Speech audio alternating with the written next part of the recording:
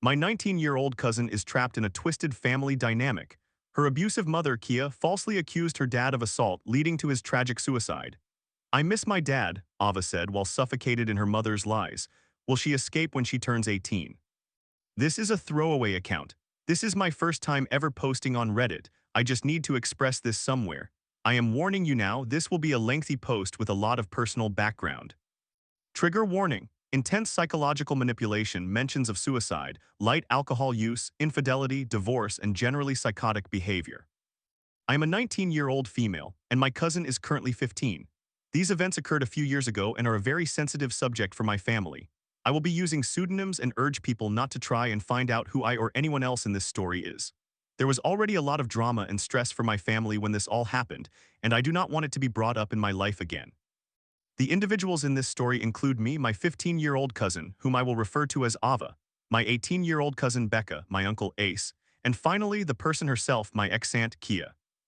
This all began several years ago. I believe I was around 12 when I first started noticing that things were different at my aunt and uncle's house. I was extremely close to Becca for most of our lives since her birth. Our family often mixed us up despite our different hair colors because we looked and acted so similarly. She was undoubtedly my favorite cousin. Anyway, after a family trip, I ended up staying with my aunt and uncle for a week. We live about 3 hours away from them, so visits usually lasted a few days and there would be months when we did not see each other. Therefore, I was very excited to spend time with Becca. Ava, Becca's younger sister, usually joined us too. We made a fantastic trio. However, it was always apparent that my Aunt Kia favored Becca over Ava. Consequently, my Uncle Ace always made sure to give Ava a bit of extra affection. I always made it a point to include her too, even though we weren't particularly close. Not even a day into my week-long visit, I noticed that Becca was quite different from the last time I saw her. She was more focused on her phone during my visit and prioritized her friends who lived nearby over spending much time with me. I was okay with this. I was slightly disappointed that she did not seem to like me as much as before, but it was her life and time, so she should choose how to spend it. The only thing that bothered me was how materialistic she had become. She was very focused on her appearance and quite active on social media. Again, it was her life, and I did not pay it much mind. I merely noted in my mind that she appeared to be putting material things before people all of a sudden. Due to Becca being so distant, I ended up becoming much closer with Ava during that week. She introduced me to a cute show about baking with magical ingredients. We watched nearly the entire show while I was there and played Animal Jam together on our own devices. They lived in an apartment complex that had a pool along with some other amenities. The pool was Ava's and my favorite. We went almost every day and had a blast each time. One day, we both craved caramel apples, so we walked to the local grocery store, bought Granny Smith apples, and learned how to make caramel from scratch. It turned out really well, and we made caramel apples for everyone in the house. I mention it because it is one of my favorite memories. I became very close to Ava and had a wonderful week. Kia and Ace worked during the day and were gone for most of the day while I was visiting, leaving us kids at home. I did not think much of it at the time, but upon reflecting, Kia was definitely a little more distant with my uncle than before. A couple of years, I think, after my week-long stay with them, Kia and Ace announced that they were getting divorced. This came as a shock to me because as far as I knew, they had never had any problems with one another. I did not know everything until a couple of years ago, but basically my uncle had been drinking alcohol at home occasionally.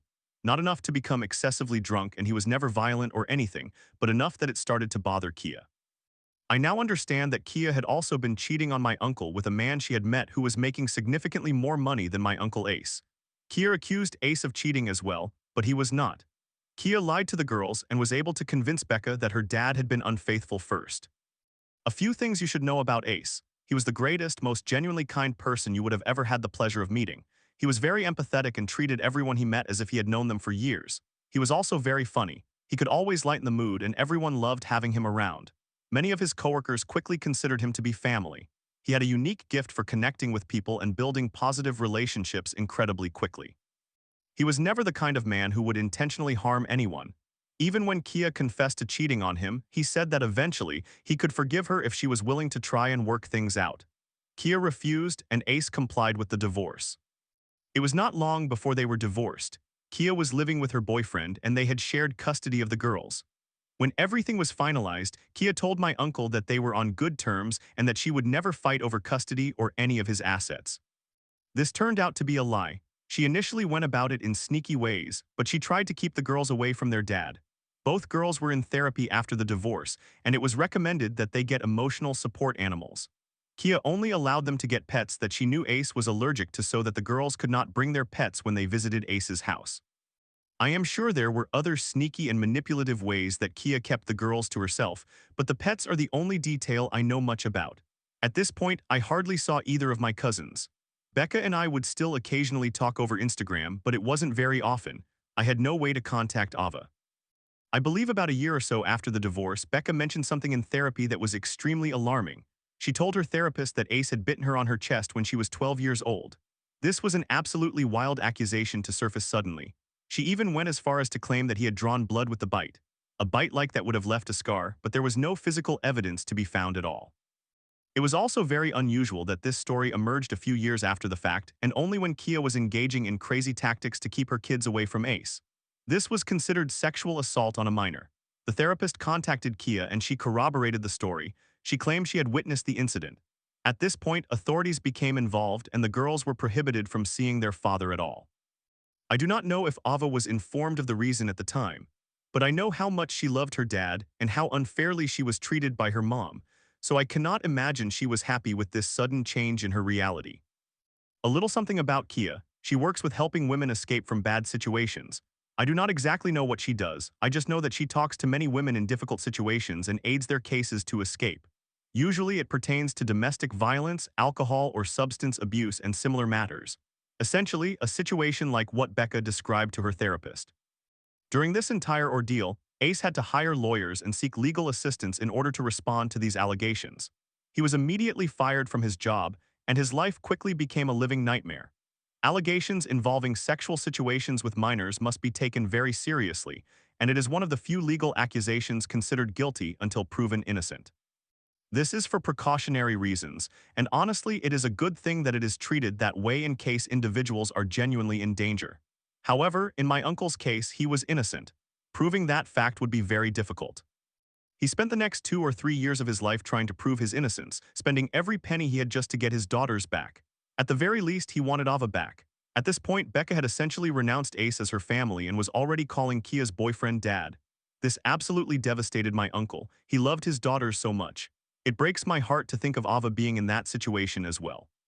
She had so much love for her dad and was allowed to video call him only occasionally and under extreme supervision. She knew he was innocent, and she was being punished for Becca and Kia's lies alongside her dad. Ace went through all types of psychological testing since there really was no other way to prove his innocence, spending every penny he had in the process. His diet was mostly ramen as it was all he could afford during this time. He was extremely depressed and suicidal. After an overwhelming number of tests, every psychologist determined that he was mentally incapable of committing the actions he was accused of. Our family celebrated hard. Finally, the only evidence in the entire case, besides the testimonies of Becca, Kia, and the therapist, was in Ace's favor. But Kia would not drop the charges. I should also mention that Ace's legal team informed him that the way Kia and Becca presented their stories was very peculiar. The same details were always emphasized or omitted, as if they were following a rehearsed script. One time, while Kia was testifying, she informed the judge that she was aware of the incident when it occurred. The judge then informed her that knowing about this and taking no action constituted endangerment, and she could be charged by the state and face 5 years in prison. Suddenly, her story changed, and she claimed she had no knowledge of any of it until Becca's therapist made contact. There are so many glaring blunders on Kia and Becca's part that make it abundantly clear that these were false accusations. I genuinely believe that Kia brainwashed Becca into believing her father was a terrible person and convinced her to lie in a way to get Ace into legal trouble. Kia and Becca committed perjury to sever ties with my uncle. And Ava suffered by proxy the entire time. At one point when Ace had the girls they visited for the 4th of July, Becca hardly interacted with anyone. She got into a significant argument with my grandmother and Becca did nothing but criticize Ace. My grandmother responded by defending her son and criticized Kia. Becca had Kia pick her up and take her back to their home 3 hours away. This could have been considered kidnapping as it was Ace's turn with the girls. However, he let it go to avoid further legal drama. During their stay, Ava confided in me about everything. She missed her dad more than anything, felt unloved by her mom, hated her mom's new husband and his kids, and felt as though no one cared about her anymore. I still cry when I remember that conversation, wishing more than anything that I could have helped her. One night, Kia called the police. She had done this previously to have Ace arrested. I do not know what she reported and I doubt I will ever know. All I know is that this most recent call would have sent him to prison. Child predators are not treated well in prison. They are brutally beaten by other inmates consistently. They are considered the scum of the earth, and rightfully so. I hate to think that so many people viewed my uncle as one of them. I suspect Kia informed him that the police were on their way. I cannot be certain of this. I just know that he was aware they were coming, and if he was arrested, his life would become even more hellish than it already was. He drove just a few miles from home and waited. The police found him and were attempting to access the vehicle when my uncle shot himself, committing suicide in the driver's seat. I need to take a moment while writing this. Even 4 years later, it hurts immensely to think about. My uncle, probably the best person I have ever met, committed suicide due to his daughter's lies and my crazy ex-aunt portraying him as a criminal. My family wanted nothing to do with Kia and Becca. They were banned from attending the funeral. Ava was the only one from their family allowed to attend. She was incredibly brave to come alone. I stayed by her side for the duration of the funeral and the days that followed. She stayed at my family's house and I made sure to always be there for her. Because of this, we exchanged numbers, which provided me a way to contact her. Later, she asked me to get Marco Polo, so I did. We would send videos to each other and converse about once a month. I always made it a point to check up on her. Then she began to stop responding as often. I never inquired, but she told me that her mom was insisting on her having her phone at random intervals every day. Kia was ensuring that Ava had limited contact with anyone related to Ace. Thankfully, I had never done anything to get on Kia's bad side, so she was okay with me speaking to Ava. On Christmas of 2023, Ava sent me a Marco Polo to wish me happy holidays. We talked for a good while about what we had received for Christmas, how life was going, etc. She was home alone. Kia and everyone else had left to visit the husband's family, whom Ava despised, so they left her home alone on Christmas. My heart broke seeing how unloved she seemed in that house. Not even a week later, she sent a Marco Polo stating she was deleting the app due to low storage on her phone. However, she never appeared in the video. It was merely a view of the ceiling with text overlaying the image. I am almost certain it was from Kia. I have not been able to contact Ava since. My grandparents can still see her occasionally, and they always make sure to send me updates. Apparently, for her birthday and every other event, all Ava has asked for is disinfecting wipes. Kia always gets her some, but she always chooses the wrong brand and scent. Ava only wants specific disinfecting wipes because they were the kind her dad used and the smell reminds her of him. She still loves her dad dearly and misses him every day. I desperately want to help her escape that household. I know she is being treated as less than human and that the memory of her father continues to be suppressed every day by Kia. Kia is psychotic. The lengths to which she went to brainwash Becca and eliminate Ace from their lives are astonishing. She also harassed our family after his death, attempting to acquire anything of his. That is another story that could fill a post as long as this one, detailing all the antics she pulled. Kia, her husband, and their friends still celebrate my uncle's death. On the anniversary of his passing, they drive 3 hours to where his grave is and drink beer profusely. They leave all of their trash at his gravesite. My grandmother essentially stakes out Ace's grave from afar all day so she can clean it up after they depart. Now this part is the most disturbing and what truly solidified my hatred for Kia and her influence on Becca. Our family wanted nothing to do with Ace's car. There was no way we would want the vehicle in which he killed himself. Kia ultimately took it. She replaced the driver's seat and still possesses it. Every Halloween, she parks it in front of their house and places a skeleton holding a gun in the driver's seat as decoration. They mock my deceased, innocent, mentally tormented uncle whose death they caused by using the car as decoration with a skeleton to represent him. I do not care who you are, that is beyond messed up.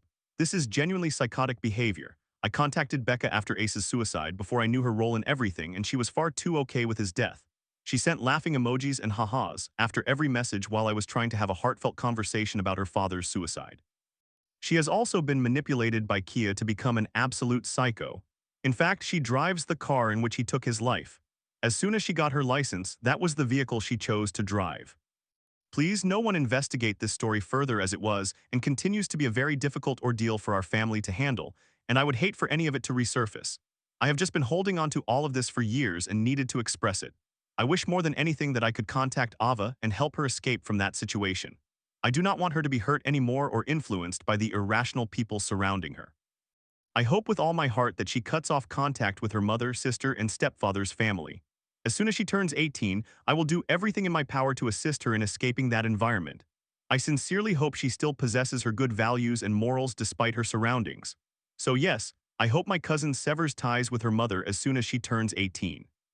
I am uncertain how much I will respond to comments on this story, as it is a throwaway account and I do not plan on monitoring it much.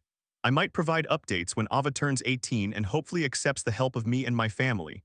But that will not be for at least another 3 years. Thank you for reading and enabling me to release this from my mind. Story 2. Caught in a web of deceit at 22, I witnessed my so-called best friend K and my crush A, who claimed she liked me, betrayed me in the cruelest way. You don't have any respect, he said, while I realized my vulnerability pushed her away. How did I get here? I, a 22-year-old male, am infatuated with this girl, A, who is 23 years old. Prepare your popcorn because this will be a lengthy read. I first encountered her in 2017 when I attended my weekend Indian Institute of Technology classes. We engaged in conversation for quite some time, but we soon drifted apart because I was interested in someone else, and I was fully aware of it. We began communicating again recently in November 2024. I had ended my relationship with my previous girlfriend approximately 5 years ago, and I was deeply in love with her until about a year ago. And I started talking again, and she had also exited a toxic and abusive relationship 8 months ago. Our interaction progressed from chatting to meeting, hugging, kissing, and so forth. Over the 2 months that followed, we confided in each other about many of our darkest secrets. Here is where things became complicated. My so-called best friend, K, who I have known for 11 years, is also interested in A. I made it abundantly clear to both him and me that she liked me. For the sake of my friend's satisfaction and in order to uphold the bro code, I even inquired if he would be okay with me pursuing A, to which he responded, "You are my brother. I have no objections. Go ahead with her, I will be more than happy." After hearing this, I followed my heart's desire.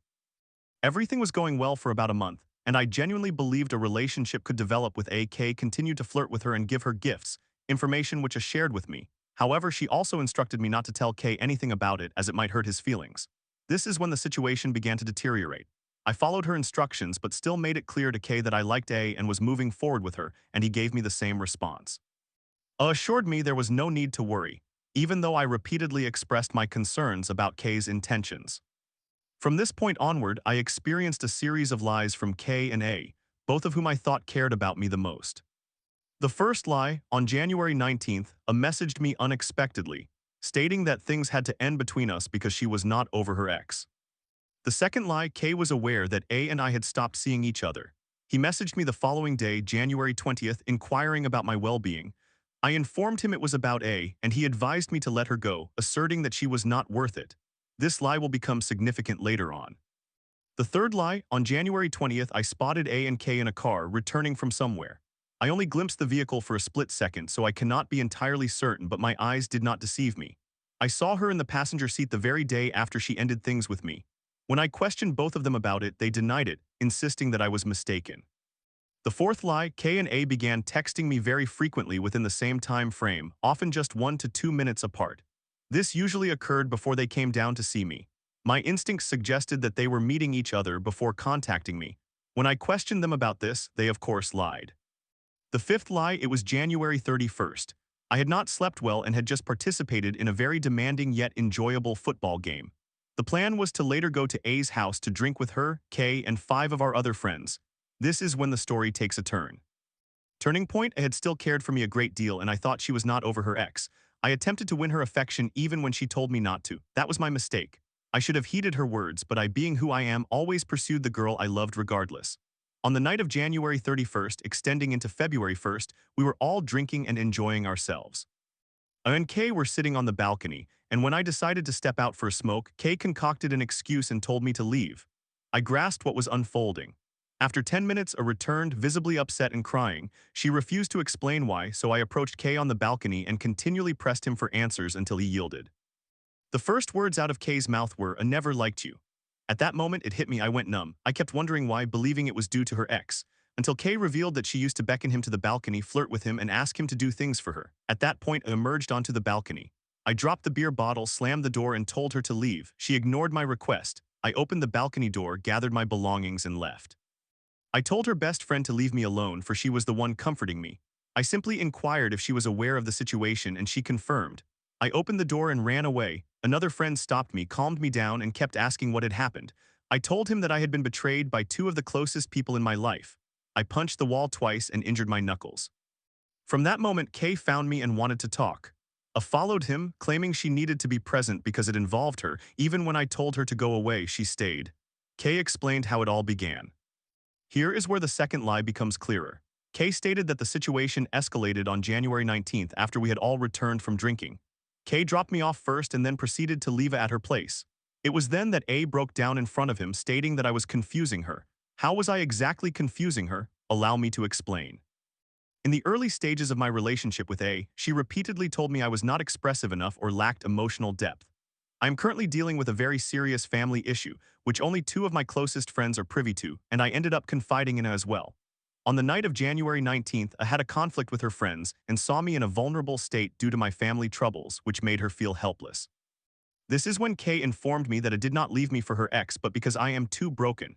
She sought someone to care for her rather than needing to care for someone else. Those words devastated me. My greatest vulnerability became the reason for the very person I wanted to leave me. That was the last thing I heard before I hit the stairs 3 times in frustration. I returned home and simply fell asleep, as I was very drunk. The following day, I met her at her place to demand answers. She echoed the same sentiments Kay had expressed and took accountability for leaving me, saying she should have been stronger.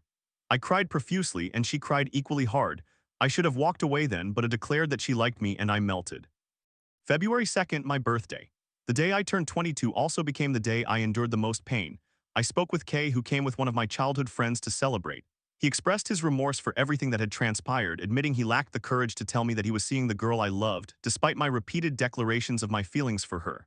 I let this slide, forgave him, and told them they could do whatever they wanted. It was none of my concern.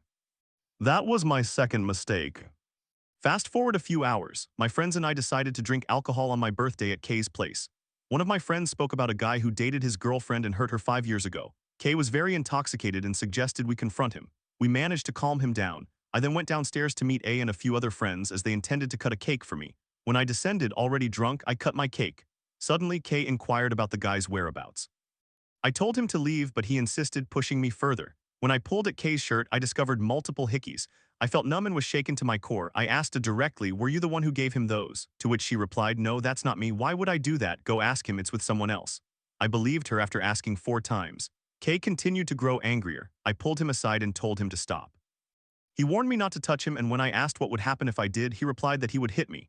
I responded by saying I would retaliate. He then mocked me, saying I lacked the courage to stand up to him and that I was of no significance. Upon hearing this, I simply walked away and my other friends calmed me down. Not wanting to spoil my birthday, I told Kay it was fine. This was my third mistake. The night progressed and Kay confessed that I was the one who had given him the hickeys. After that, the rest of my night was a blur. The following day, I recalled everything. My body felt wretched and my heart ached. I did not communicate with A or K for a day. A day later, I met her again to question why she had lied. She claimed it had happened before January 31st and had only occurred once, which was the 6th lie she told me. We discussed it and she stated that she still liked me but needed some time to sort things out. I then went to K's house to confront him. I expressed my hurt over his actions with A but indicated that I was more upset with his questioning of my character and self-respect. He expressed his sincere remorse. I allowed it to pass. This was my fourth mistake. Let me provide you with some background on K. He has been my friend since 5th grade and has witnessed my growth. Over the years, I don't know what happened, but he developed a habit of reading my conversations with other girls while I was unconscious. He would unlock my phone and read my messages, and when confronted, he admitted to having a very bad habit of snooping. I told him to stop, and I let it slide. Eventually, Kay began making sexual comments about my ex-girlfriend in front of me when both he and she were aware that I hadn't moved on. I requested they cease, but it continued. Kay once slapped me while intoxicated, claiming he did it due to irritation and anger. I allowed that incident to pass. He is a toxic individual, a significant narcissist who only cares about himself. He explicitly told A, "I am a narcissist, I will only hurt you." A had previously endured a toxic relationship, and she admitted that she was drawn to the drama associated with Kay. As they argued often, he made her cry frequently, and he abused her. Nevertheless, she reconciled with him and was attracted to him. I made the decision to overlook this incident as well, which only compounded my distress. A continued to profess her desire to be with me, but she had told Kay that she liked him and that if she backed off it would reflect poorly on her. Thus, I informed both of them to proceed with whatever choices they wanted. It was their lives to lead. I specifically told A that even if she chose to be with Kay instead of me, I only wished for her happiness. She stated that she wanted to be with me but needed time to come to a decision. I articulated that with Kay, she only experienced fleeting moments of joy, but with me she felt security. I was moved and persisted in pursuing her. She did not resist but expressed concern for my well-being, urging me not to hurt myself. She sweet-talked me and reassured me of her care, the usual platitudes to make someone feel comfortable. Fast forward a bit, and I began spending considerable time together. All of A's friends despised Kay and did not want her with him, which perhaps fueled her desire for him. I had spent much time together and she claimed she was very happy with me and found it peaceful. This continued until February 20th when I visited A's place. We became intoxicated and shared a beer. Our activities progressed from watching a movie to something more intimate. The following day, she told me she had a great time and encouraged me to come over again the next evening, February 21st. I am composing this on the morning of February 22nd. Kay had informed me on the 20th that he would be leaving early on the 21st due to work commitments. My mind began to race. I asked A if she had informed him that she would be alone, and she said yes. I understood that Kay was planning to visit A, but she insisted that there was no need for concern, asserting that I was overthinking things. This time, I genuinely trusted her based on our previous night together. Today, she told me she couldn't host me because she needed to visit her aunt's house. I sensed something was amiss. I allowed my instincts to dictate my actions. I returned to my apartment and proceeded to A's block. I saw her at home. When I inquired about her activities, she claimed she had just arrived and was on her way to meet Kay to discuss something. I could foresee where this was headed. Kay summoned her outside. I told A that I would wait for her to see if Kay was only there to talk and would then leave. She replied there was no point in waiting because she did not know how long it would take. I accepted this and claimed I was leaving. A then informed me that Kay was coming over to her place to smoke. He had brought her a cake and some beer cans. I could no longer contain myself. I instructed me not to contact her so Kay wouldn't notice. I moved close to the door and overheard them drinking and laughing. I later eavesdropped and confirmed they planned to get high. The exact words were, "Please, Kay, let's go smoke up. I'll do whatever you want," to which Kay responded, "Whatever, are you sure? And I think you can figure out the rest." They went to smoke and returned to the living room where they began to kiss. I was devastated. I could hear everything through the door, including their kisses, sounds of slap, and indecent conversation. I heard her ask him if he had finished in my mouth, to which Kay affirmed and responded, "You." Then they erupted in laughter. They smoked another cigarette and talked briefly about me, though the content wasn't entirely clear, and returned to their activities. I arrived at A's block at 1 a.m. and left at 5:30 a.m. when I could no longer bear it. Every second, all I could contemplate was what they were doing. My body went numb. I was engulfed in pain, though the anguish barely registered. I kept berating myself for trusting her again. I began losing my sanity. I went downstairs, smoked a cigarette, and returned home. Unsure of how to cope or who to confide in, I am now on Reddit, penning this extensive account that I do not know who will read. I merely needed an outlet. I am losing my mind. I have developed insomnia. I have lost my appetite and my inner glow. All I can think about is how these two can continuously betray me, and it hurts profoundly. I genuinely do not know what to do. She just messaged me stating she woke up to use the restroom, but in truth, she messaged only after Kay had left her home. When she informed me of Kay's planned visit, she instructed me not to worry or overthink anything and to just go to sleep. I am relieved I did not sleep. Even though I spent the night listening to them, I knew it was necessary to clear my mind. I feel lost, I feel hopeless. I believe my luck in love is dreadful, and this may be my karmic retribution for hurting others in the past. I am not sharing this for sympathy. I aim to vent to strangers I don't even know. Good night, everyone. Please take care of yourselves. Story 3. After 20 years of a toxic relationship, my husband, 47M, cheated on me with a family friend, leaving me heartbroken. I can't forgive him, I said 10 years later. Nightmares still haunt me, forcing me to question if I'll ever heal from the betrayal. Can love really conquer all? My husband, 47 years old, and I, 43 years old, have been together for more than 20 years. In the beginning of our relationship, we faced many issues, including constant arguments and disputes, treating each other poorly, and generally being quite toxic to one another. The situation reached a breaking point in 2009 around Christmas when I failed to enter our daughter's name into a charity for gifts. We quarreled about it because we had nearly nothing to place under the tree that year, which would have made for a miserable holiday. The argument escalated so much over the phone that he told me to pack his belongings because he was leaving me. I was so furious with him that I decided this needed to happen, so I shoved all his clothes into a bag and had it ready for him when he returned home. He left to stay with his aunt and her children while I kept our daughter and the house. It's worth noting that this daughter was not his. She was mine from a previous relationship. I was unaware of some details at the time, but there was a girl who was friends with his aunt and had a layover in our city for about 24 hours.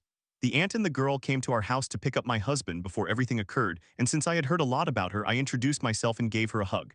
I rarely do that. I dislike physical contact with others, but I was trying to be friendly. My husband went with them, and evidently they hit it off. This was just before Christmas. So when we separated and he went to his aunt's house, it was because he was getting involved with this girl. For several months, we oscillated between fighting and seeing each other, followed by more fighting. I was desperately upset and wanted my husband back, but he was too angry with me for always being difficult to get along with. He was equally challenging, yet he was completely unwilling to compromise and refused to return home. I recall one occasion when he stopped by the house to retrieve something and talk briefly. I literally got down on my knees and pleaded with him to return home. He refused and demanded that I stop behaving in that manner. I was deeply embarrassed for acting that way, but I genuinely thought he might change his mind. Then I found out he had been intimate with that girl. She returned to our town intermittently for several months, and then he chose to travel to where she lived as well. Out of the blue, he ended things with her and decided to come back to me. We had some brief fights, but the atmosphere often felt tense and uncomfortable. I believed we could work through it until one night I woke up in the middle of the night, saw the light on, and the computer screen open to an email. My husband was nowhere to be found. I got up and sat at the computer, only to discover the email address read missing her name whatever com. I was devastated. Then I heard him outside on the porch. It was 3 a.m. and he was on the phone with her.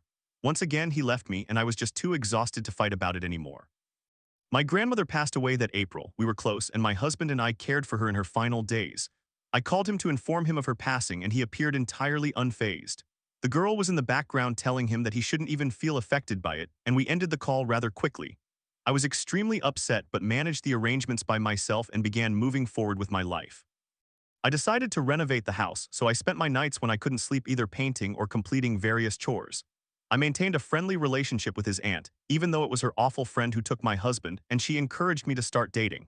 I agreed to meet one man she knew who was quite interested in me, which helped improve my mood. Then one night I received a message saying my husband was attempting to contact me. I had blocked him on all platforms but chose to let him reach me through a new account. He claimed that he woke up suddenly and found himself in the same city as her, where he had been for a few weeks, and realized he had made a terrible mistake. He wanted to return home for good now and leave her behind. I firmly told him no, as I had moved on and did not want him anymore. He begged repeatedly, but I stood my ground. He stated he was on his way to the airport, had a ticket, and would walk to our house if I was not willing to pick him up. I told him to leave me alone. I had a date that night and didn't care whether he returned. In the end, I did pick him up, but I was still angry. He promised to make amends and that we would work things out. Initially, I was indifferent, but he genuinely tried. We rekindled our relationship in the weeks that followed, and he really distanced himself from the other girl. Within 6 months, we were in a good place, and we actually discovered that I was pregnant.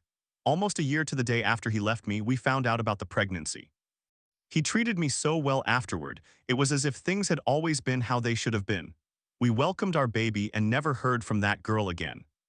Now here lies my issue. I still cannot overcome this. Occasionally, especially last night, I have nightmares about him with another woman. In the dream, he tells me that we cannot be together anymore and to leave him alone. Sometimes it is just a brief dream and I attempt to dismiss it without mentioning it to him, but last night I must have experienced 3 or 4 dreams about it. He woke me up this morning because he heard me crying. I wake up feeling confused, hurt, and angry with him. It feels real each time. He is so different now than he was back then, and we have truly resolved our issues. We hardly argue at all anymore. We genuinely love each other. However, I am burdened with these lingering feelings of resentment that simply will not dissipate. I mentioned to him recently that I still struggle with feelings about that time, and he responds that there is nothing he can do about it now. It's apparently a me problem. I do trust him around other women. That is not my issue. I worry that this will never heal, that I was betrayed and made a fool of, that it could so easily happen again, and other people knew, specifically his aunt, my brother and his wife, and even his aunt's children witnessed them engaging in sexual actions like kissing, and that I was callously discarded in favor of someone else. What if she returns? Would his feelings still be the same? It is too difficult to even discuss. I am unsure of what I hope to achieve with this post. I recognize that therapy is the only real solution to working through this. I simply wish I could confront the girl directly and express how deeply she hurt me, but I also do not want to give her that satisfaction. It is all so complicated. I refuse to vacation in the city where they went, which is in our state and a popular vacation spot, and her name is the same as a continent, so every time I hear that name, I am reminded of it and become upset. It feels so trivial. I wish I could just let it go. I realize this was lengthy. Thank you for taking the time to read. Summary: my husband cheated on me with a family friend, and it continues to disturb me years later, even though our situation has improved and it has not happened again.